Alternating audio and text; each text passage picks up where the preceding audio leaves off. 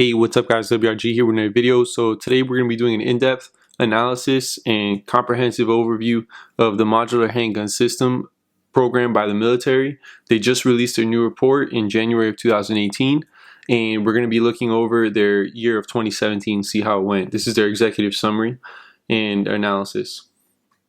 So first of all, just so you guys are oriented, the figure number 1, you can see here the XM17. And on the right is their more compact version, which is the XM18.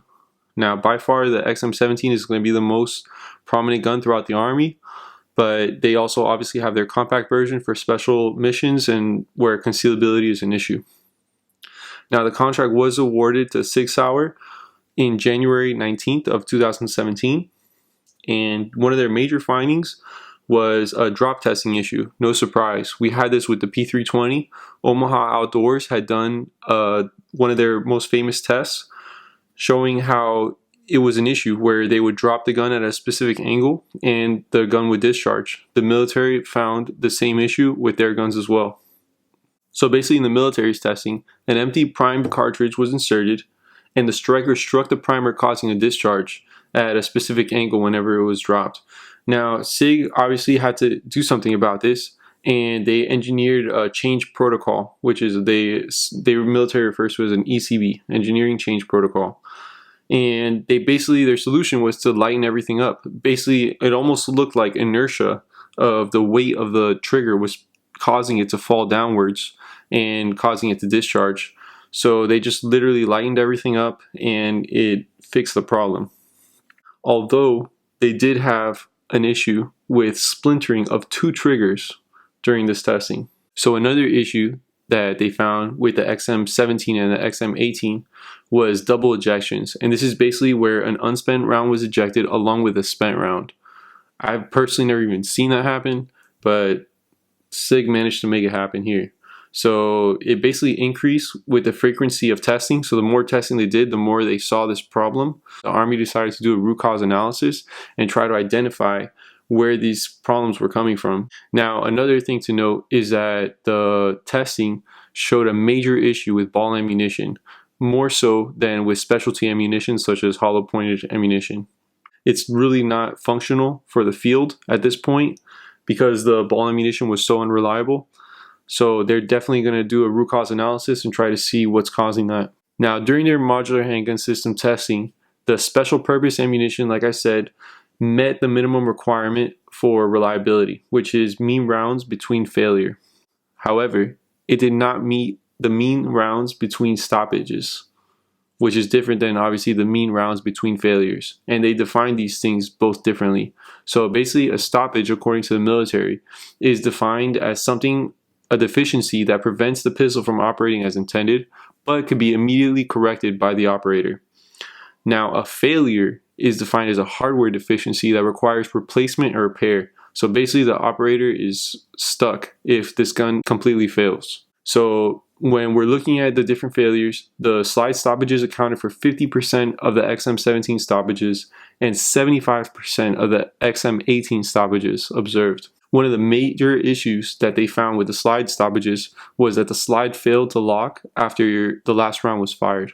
Alright, so let's discuss the system itself of the modular handgun system, the XM17 and the XM18. So we already said that we have the full size and the compact version, and the majority are going to be using the XM17, of course. The XM18 is really reserved just for those special units requiring concealed weapon, and both have very similar features. They're modular, which is obviously in the name and what it was intended for. Some things that they might need are target enablers, which they define as like infrared, visible laser pointers, things like that really help you acquire your target. Other features that they wanted to be modular are pistol grips and alternative magazine options. Obviously, we know that they have a Picatinny rail. You could change out the grip size, so different operators with different hand sizes could have a small, medium, or large polymer grip, which was pretty cool. We've seen that with Glock and many other companies doing that. Alright, so some common features that they both include are automatic striker pin safety lock with reversible magazine catch to accommodate for left or right-handed shooters. So obviously the gun is ambidextrous. It has an external slide catch lever, and of course the slide is supposed to lock back to the rear after every shot is fired. Now the color that the Army went with I thought was pretty cool. They use a non-reflective neutral color, and they said that the purpose of this was to avoid detection, which makes sense obviously, and depending on where they've been operating, which has been in the Middle East, you know, that FTE type of color works best. They also said that they want the gun to work with suppressors sometime in the future. Now, one of the requirements that the Army put in was that the weapon has to operate with ball ammunition and special purpose ammunition. FYI, that's your hollow pointed ammunition. But let's go a little bit more into depth on these rounds. So the ball cartridge is known as the XM1152, and basically it uses a 115 grain truncated nose full metal jacket projectile, and this is for getting through certain types of targets that may need a little bit more velocity. Now the specialty purpose round is the XM1153, and this is a 147 grain jacketed hollow point, which honestly reminds me a lot of the Federal HSTs, the 147 grain, which I recently picked up and I'm incorporating into my EDC. I suggest you guys check those out. Apparently the military found them to be pretty useful. Now the contract also provides for 2 20-round magazines and 1 17-round magazine, coming with each pistol in the modular handgun system. Now the modular handgun system itself is of course within the Army right now, but it's of a joint interest. So basically it's also including Army Special Operations Command, which intends to purchase 238,000 pistols in total. And basically, if you guys want to know the ratio between the two, we're going to be purchasing 231,000 XM17s and only 7,000 XM18s, obviously because we need the full size for the majority of our soldiers. Now, the Navy, Marine Corps, Air Force intend to purchase 224,000 pistols under the same contract if they decide to do so, but that's yet to be determined. Now, of course, the mission of this entire program is for anti-terrorism, direct action, force protection, anti-hijacking, evasion, special investigations, special operations, reconnaissance, protective service, law enforcement, resource protection, base and terminal air control, and combat search and rescue. So obviously this handgun is going to be incorporated into almost all facets of the military. So it's very important that it operates as intended. And for certain rules, the modular handgun system is actually going to be the primary weapon system for soldiers. So that's even more important. It's not a secondary, it's going to be a primary for certain soldiers.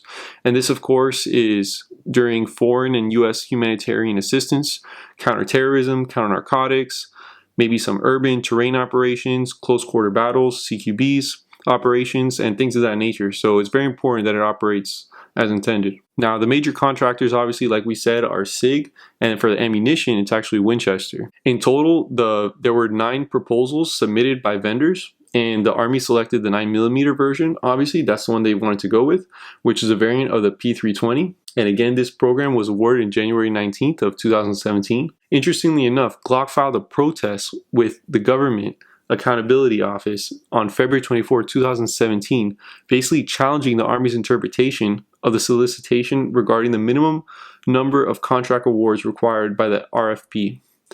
But this challenge was denied, and Glock was pretty much sent home on this one. So again, back with the drop testing issue that SIG was having, they went in again and tested the gun after the modifications with the lightning of the trigger group, and the pistol no longer fired when dropped. So at least that issue has been resolved. So these issues basically included the ball ammunition, which was a huge problem. These guns need to fire ball ammunition properly. And of course the double ejections, which was another problem. Again, both of these problems basically increased in frequency the more that the operator fired the weapon. Now this pistol is scheduled to go first to the 101st Airborne Division as the first unit to receive the pistol. Now when the Army did their testing, they did kind of like 2 types of tests with their pistols.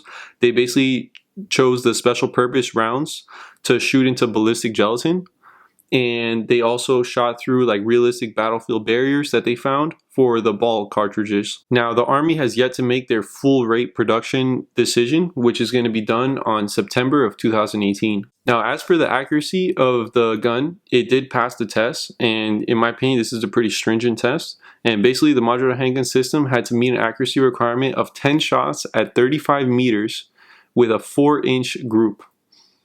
and it has to be able to hit this 90% of the time. Now the Army does require that the service life of the pistol to be at least 25,000 rounds, and the mean rounds between failure requirement is 5,000, with a 98% probability of completing a 96-hour mission without failure. The mean rounds between stoppage requirement is 2,000 rounds, with a 95% probability of completing a 96-hour mission without a stoppage. So guys, the numbers didn't look too good, but let's get into it and see how they performed. So the XM17 and the XM18 with special purpose munition met its requirement for both MRBF and MRBS, which is mean rounds between failure, mean rounds between stoppages. Now, of course, that testing was with their specialty ammunition, but where things didn't look so good was with the ball ammunition.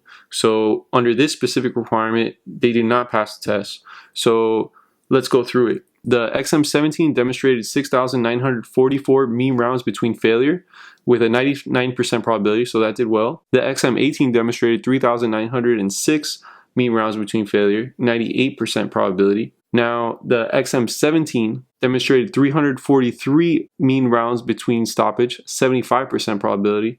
And then the XM18 demonstrated 197 mean rounds between stoppage, 61% probability. So that was just a terrible test that was done there. So basically the rest of their testing throughout the program had to be done with special purpose ammunition because the ball ammunition simply was not performing and was not able to even run through any of these tests. So basically the entire test had to be done with the specialty rounds. Now the predominant cause of these stoppages was the failure for the slide to lock. So of course this is an important function for the pistol to have. And basically what it does is it tells the operator that the last round has been expended and the operator needs to reload and put in a fresh mag.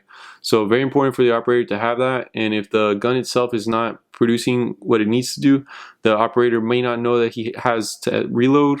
He could take a shot without firing anything, and it could be deadly. Now another issue that they're having is that the operators obviously are taught by the Army Marksmanship Unit, and they use a high pistol grip, and this has an issue with the slide catch lever being in that same area and operators accidentally touching that slide release lever and causing the gun not to lock open to the rear on the last shot. Now again, there were two splintering hardware deficiencies with the triggers, and this may be correlated with SIG's solution to trying to fix the pistol from their drop safety test, but further investigation is definitely required for that one. So all in all, the recommendations for the Army is that they need to identify root cause analysis of the double ejections.